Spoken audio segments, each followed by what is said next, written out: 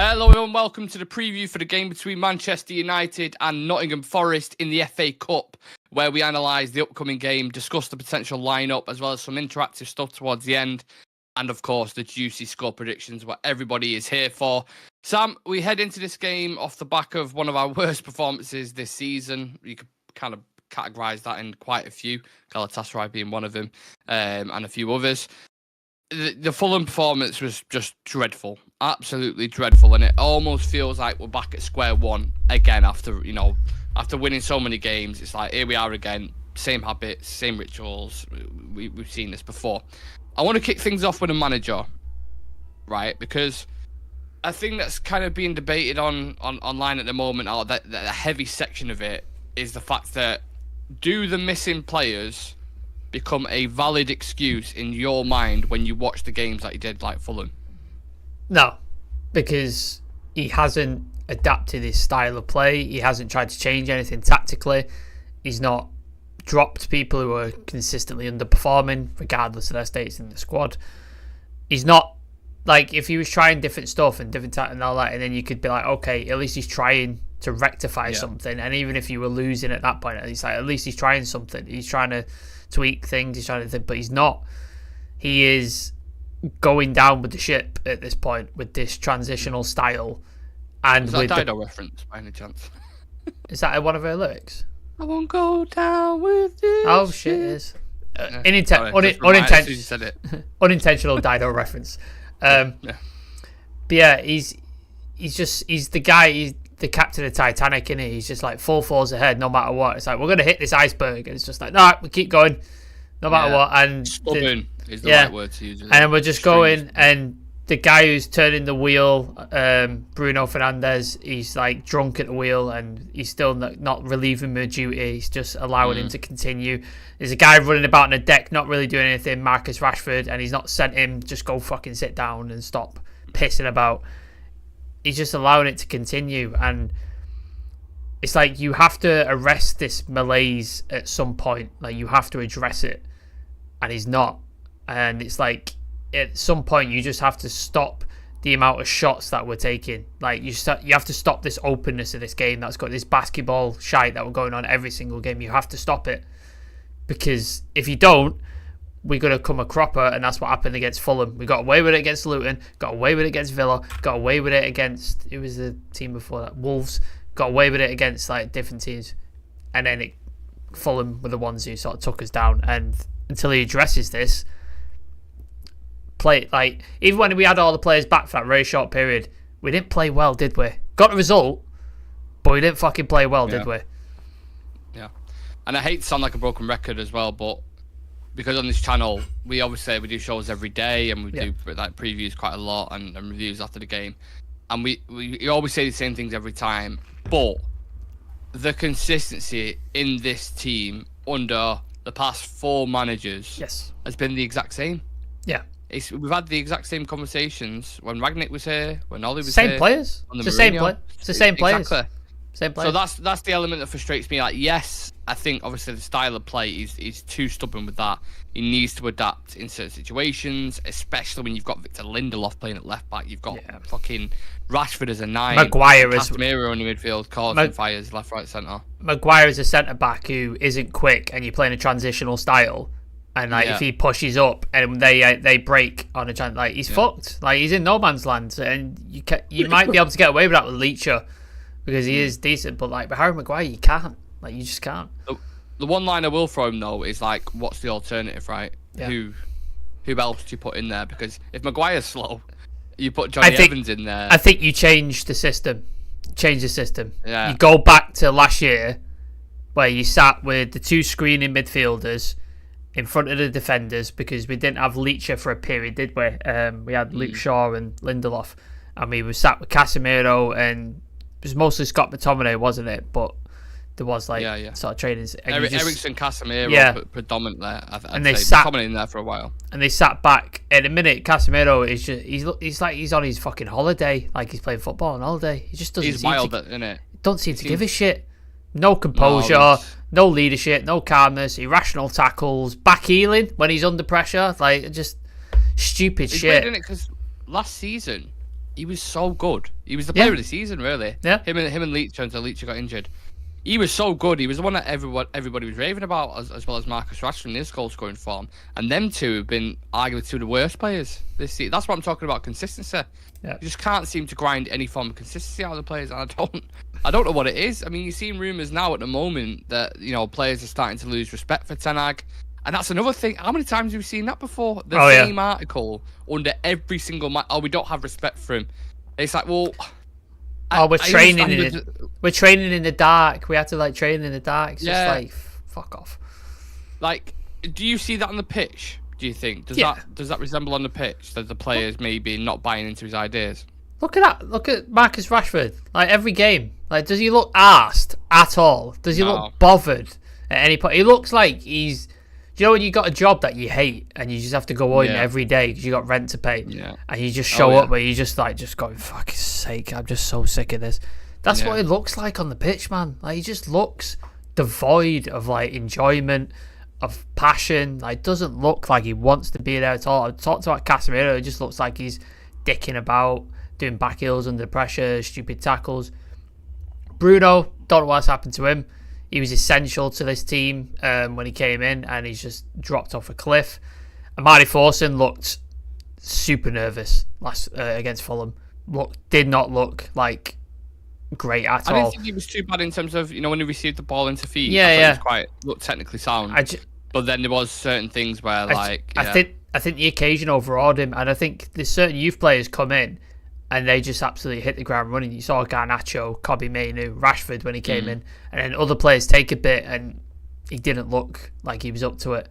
Yeah. So, and then you sort of disjointed that whole forward line, didn't you? Because you pulled Garnacho out of position, stuck him on the left. You pulled Rashford out of position, stuck him down the middle, and then you stuck Amari Forson on the right. You're just like, what are we doing? Yeah. Like, it's just all the wrong decisions, all of them. Yeah. Well, the obvious kind of question to follow that is Ahmad. Because if you're looking at a right time, which we've said before, is this the game we should play Ahmad? Is that? Yeah. There's not a better time, is there? Forson had his opportunity. I think most people would probably agree. Didn't take it as much as we thought he may. Not to say he's going to be a bad player, but just didn't exactly stand out.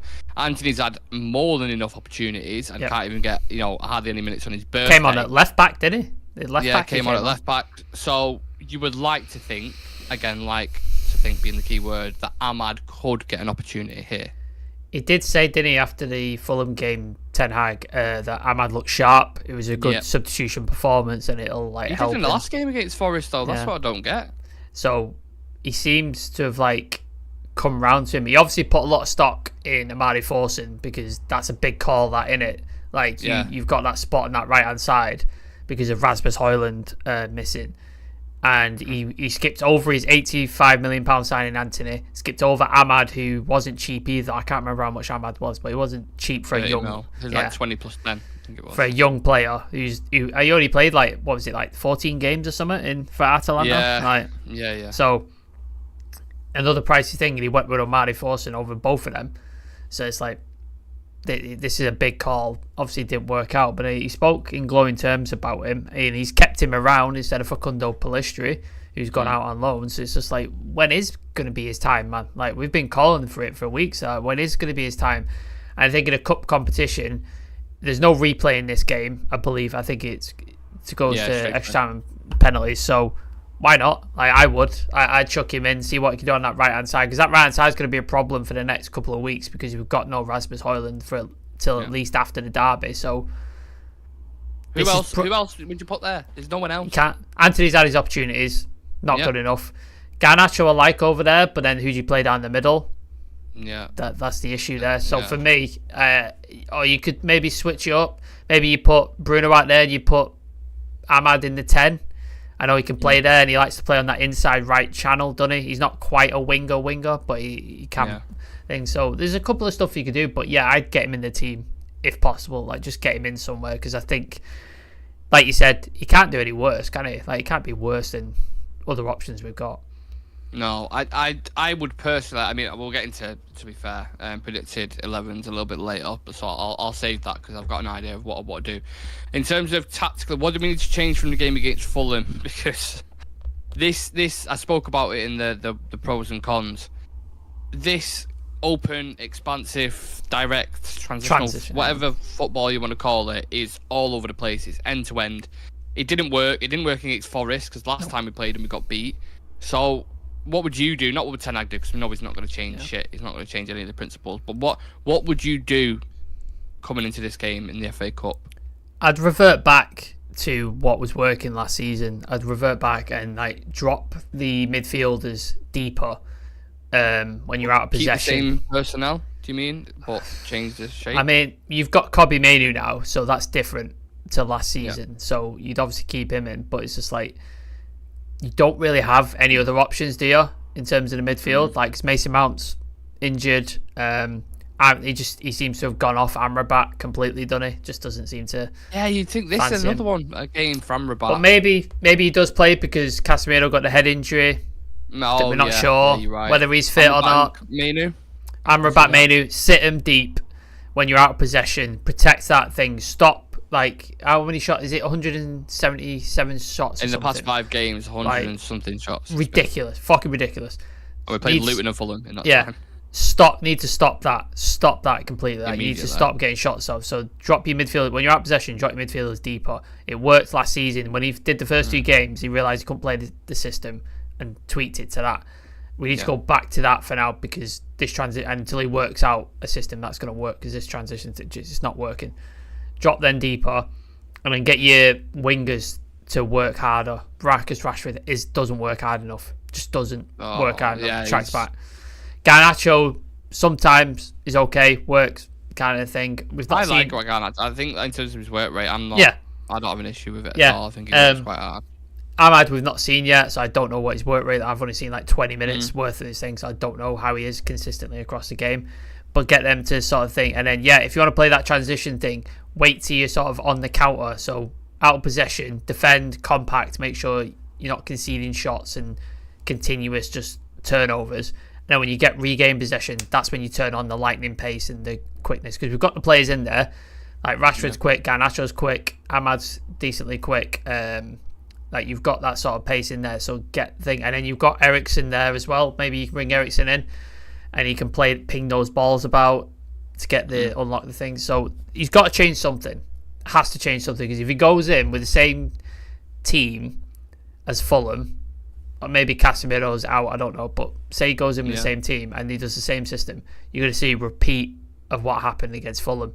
You're just going to say the same thing. They've got players who can destroy you. That they've got, is it Amwayi, the striker? He's back. Yeah. Gibbs White's in form right now. He's really, really good. Ilanga's obviously going to want to score against us, his whole team. So they've got players who can do that to you. Like, you don't. We've seen it. We don't have to have quality players to make us look like shit. Luton done it. Wolves done it. Like, everybody's done it. So he needs to change something. That's what I would do. But please, like, if you've got another suggestion, please do put it forward. No, I'll save my ideas for the predicted 11s, because I want to discuss a couple of things. But I want to talk about Forest actually a little bit, because you just mentioned them there. They've already beaten us this season, which I mentioned before, which was a very low point for United towards the end of the year as well. But their form at the moment is currently only 3 wins in the last 10. And, you know, another team who had that exact same form? Us? No, Fulham. Fulham. Fulham, yeah, we just played, had 3 wins in the last 10. They had a similar record. So, with that in mind, are you expecting a similar game? Do you think it would cage end-to-end kind of like, again? If Ten Hag doesn't change something, it's going to be the exact same thing. And we don't have Rasmus Højlund up front bailing us out every single time for the last couple of games. Like, he's been the one. I miss him already. Yeah. He's been the one who's bailed us out every single time. If it weren't for him, I don't know how many of those wins would have been draws or losses, in my opinion. Like, because the only other player who's scored in goals is Scott McTominay and maybe Garnacho. They're probably the only other two who are actually like consistently scoring goals. We brought him in, put him up top, Scott McTominay, for like 10 minutes, and then they switched it, didn't they? When they brought Eriksen on, he dropped back into midfield. So there seems to just be a lot of chaos at the minute at the team and the squad. And perfect word to describe us. I would like Ten Hag to prove me wrong, but I just don't have the faith he's gonna. I think it's just gonna be same again.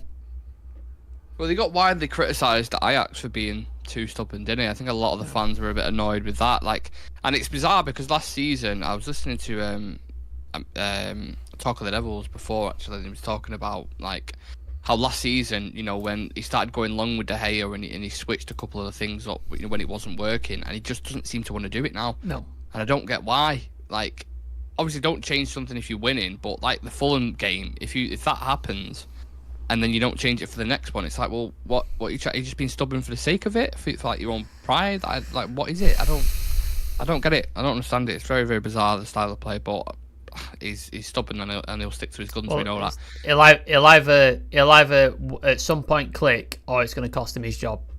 I think so. One way or the other. That's what's going to happen. So. One player who we let go, you mentioned then, Anthony Elanga, done really well since he's joined Nottingham Forest. 5 goals and 7 assists in 18 starts. That's more goal contributions than any of our wingers. Yeah. Does that hold any weight in your mind? Or again, I know we've spoken about it before, but do you think it's just a case of, you know, you found your club, you found your level, and he's settled now? Yeah, I think that's it. Like, we've seen players go to other clubs and play well. Andreas Pereira, speaking of Fulham, like, he's gone there and done well. Like, he's been sort of really good for them, and we saw him at United for what was it? Felt like 10 seasons, but like 4 or 5 seasons. Yeah, always kind of expecting. Pre-season would absolutely sparkle, and then just would fall apart in the season. Maybe the pressure of the club, the expectation, that kind of stuff, it weighs heavy on a lot of young players, and we saw that with Elanga. Like, he was starting over Rashford, wasn't he, for a long time? Under Ragnick. Under Ragnick, because he was playing better, but I think we just played him into the ground, and he was only, what was he, like 19, 20 at the time? And while a great athlete and absolutely works his balls off for the team, I just think the quality was lacking slightly. I mean, when you look at sort of fucking Anthony, you'd think, well, I'd rather have that Anthony rather than this one that we've got, wouldn't you? So it is what it is at the end of the day. But, like, yeah, I think I'm glad he's doing well. I'm glad he's found a club in the Premier League that plays him consistently, and he's scoring goals, getting assists like he deserves it, and he tried his best for United. I just think the quality and the expectation level was a bit too high for him. But we've seen players go and succeed. Like, I still have like a fondness for Danny Welbeck, even though he went to Arsenal and scored against us. But I still have a fondness for him. And then when I watch Brighton, I'm always happy if he scores or gets like. Yeah. So yeah, all power to him. I hope he does well, and I hope he continues to flourish. I just hope he doesn't score against us on Wednesday. Yeah, they're not just one player though as well, are they? They've got, you mentioned as well, a Wonyi who's got, I think he's got 6 goals and 3 assists in 12 starts. Been out injured, hasn't he, for a bit? Yeah, he's injured, but when he plays, he causes problems, man. Really strong. Good finisher. Hudson-Odoi just started scoring goals as well. Gibbs White can be a pain in the arse, which he was in the last game. Did he score in the last game? Yeah, he scored, So I can see a lot of goals in this game, back and forth. Well, I don't know about a lot, like a 4-3, but I think definitely similar to Fulham, similar to Luton, like end to end, I can see 2, 3, 4 goals going in. I did have something planned instead of quickfire, but obviously Shreyas couldn't make it, so I don't know if we can actually do that now. So maybe we can just go straight to the predicted 11s if possible. What have you got in mind? What have you gone with? Like, how are you shaping this? I think it all depends on the Casemiro injury, doesn't it? Like, that's the thing, because if he's injured... Have they not confirmed anything? Nah, I had a look before we started streaming. I couldn't see anything, so maybe he got his press conference tomorrow, so maybe he says something tomorrow. But yeah, it all depends on the Casemiro injuries, so I'm going to go with that Casemiro is not fit, because a concussion, you tend to need a week or so, maybe 2 sometimes, having suffered from quite a few in my life. So Onana, Lindelof, fucking I don't want it, but like Terrell Malacia is missing Shaws. So, and then Maguire, Varane, Dalot, and then midfield. I would like to think he picks Amrabat and Eriksen. Amrabat and Mainu, sorry. Mainu. Yeah. I'd like to think that's what he picks. But I could well see Scott McTominay in there, which scares me. I could well see that. That scares me. Bruno, and then I think Ahmad gets a start. I think he gets a start. I think Ahmad gets a start on the right. Rashford down the middle, sadly. And then, Garnacho on the left. It's just fucking... it's disjointed all over the place, this team, innit? Like, there's no position there apart from maybe Kobe Mainoo that I'm happy about. Every other position is up for grabs and up for debate. Like, I would change Bruno out. I would change the full-back out. The goalkeeper, I'm not sure about. Rashford, I'm not sure about. Do you know what I mean? Like, it's... But it's weird how you can go from, like, a couple of players missing and then you're, like, doomed. And you just doom and gloom. Like, Sandro back in the team, and Luke Shaw was mega, and Højlund, like, really, really important to the way we play. And them missing so massive for us. Yeah. It's so big. You know, if Arsenal missed fucking Saka, Saliba, and I don't know, fucking whoever, like Ødegaard, they'd be fucked. They'd be absolutely fucked. Like, the whole dynamic changes, but at least they've got a bit of depth to bring in. I hate to compare them to us because I hate them, but Liverpool proved sometimes it's just about motivation. Like, they've got how many players out? 7 or 8? Yeah. First team, and they beat Chelsea with a bunch of kids towards the end. Yeah. Like, I know there's more to it in football and things. I know there's like a bunch of different... But Klopp made it work, man. Like, he's playing 16, 17-year-old kids who've never had a start and playing in a cup final, and he got them over the line. And it's just like, it is doable. It is possible. I was listening to something the other day, and someone made a really good point, and they said, like, the difference is Klopp's been there 8 years. Yes, so obviously. These kids have been grass-fed Klopp football in that sense, where they've got to a point where, you know, they've got them principles instilled in them, whereas Ten Hag's looking to the bench now, and he's like... Yeah, I agree. Like, there's so many like other contributing factors and stuff like that, but like it's football, man. Like, you have to play with the cards you dealt, and like when you get injuries, you just have to look at your youth system. That's what it's there for. You got to look at your youth system. People have to step up, and whether they step up or don't, and that's just kind of how it is. Like, we had that Toby Collier. He was on the bench for the Fulham game. I don't know much about him, but he was obviously there because we're lacking options, and I'm sure there'll be more. Forson obviously played, so you have to kind of look at them and just sort of hope they're ready and hope that they contribute, because we don't have any other options. Yeah, I've gone with a very a similar team: Onana, Dalot, Maguire, Varane, Lindelof. I think that's going to be the back line. I don't think there's a debate on that. Maybe Evans comes in from, I don't know, but I think that's how it goes. Mainoo, Amrabat. I forgot about Casemiro's head thing, so I was going to go with Casemiro in midfield, but I'll go with Amrabat. I think he may start. Bruno Fernandes, because obviously, and then I think Anthony's going to start. I think Anthony starts on the right. I think Rashford starts up top, and then Garnacho on the left-hand side. Just because I will believe it when I see it when he starts. Ahmad. Do you know what I mean? It's one of them. Like, if he starts him, I'll be like, all right, finally, okay. Yeah. If he doesn't start him against Forest, I mean, on Wednesday, I just... Yeah, you know what? Go to social media. I'm mad and be pissed off. I don't give a shit. Because he's not going to play against City, is he? Like, he's not. Exactly. And he's like, you know what I mean? And then who we got? Everton after that?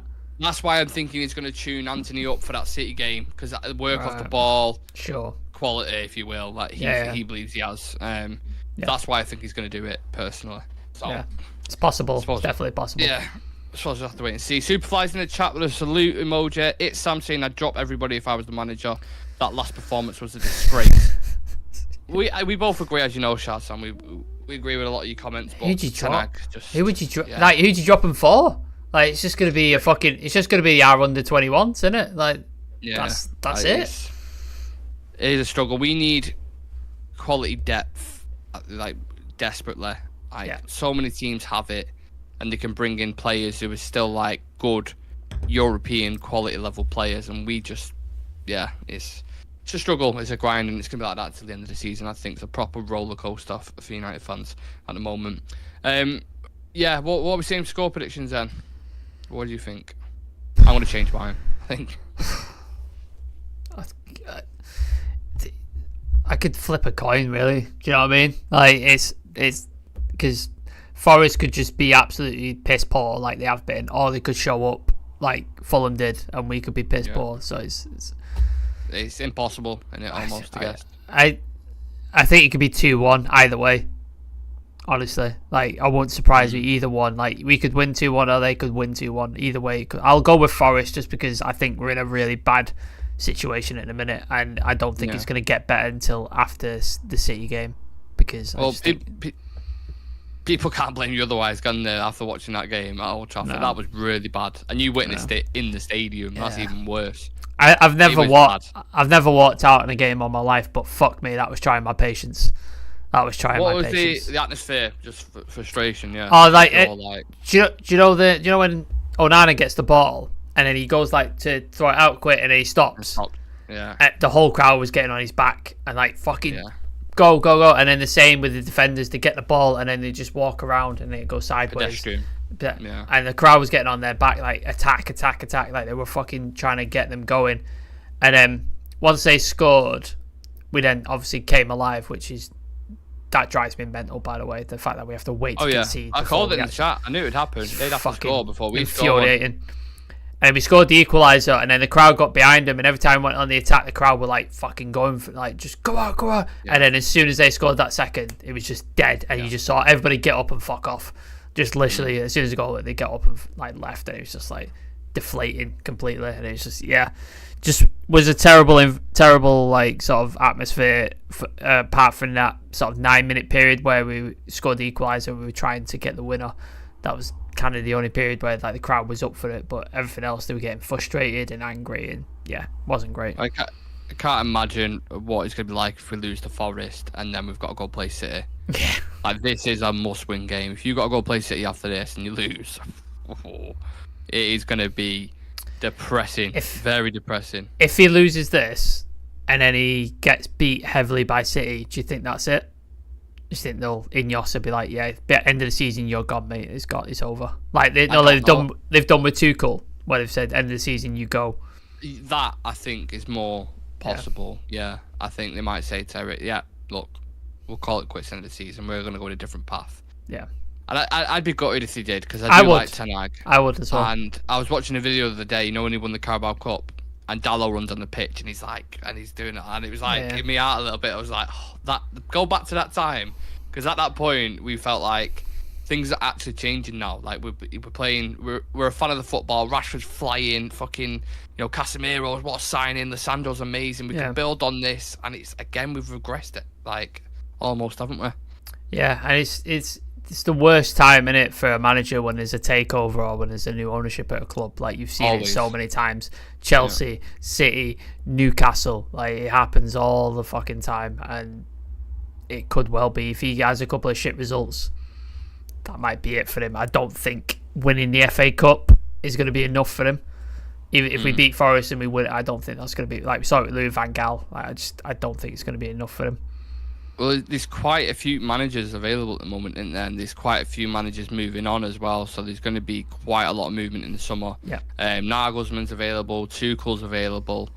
Klopp's obviously leaving Liverpool, so open up spaces for like Xavi Alonso. Xavi's available from Barca. Yeah, Xavi's available. The coach from Sporting Lisbon, who's been doing really well. I can't remember, it's Almeida or Almeida, something like that, I think it's called. He's been doing well. Zidane's still floating about. Like, there's a lot of coaches. Potter as well, who Ineos will probably be looking at. I'm guessing Jose Mourinho. Probably Pochettino if Chelsea carry on as well. Yeah, he'll probably lose his job. So, it just makes this summer more interesting, I suppose.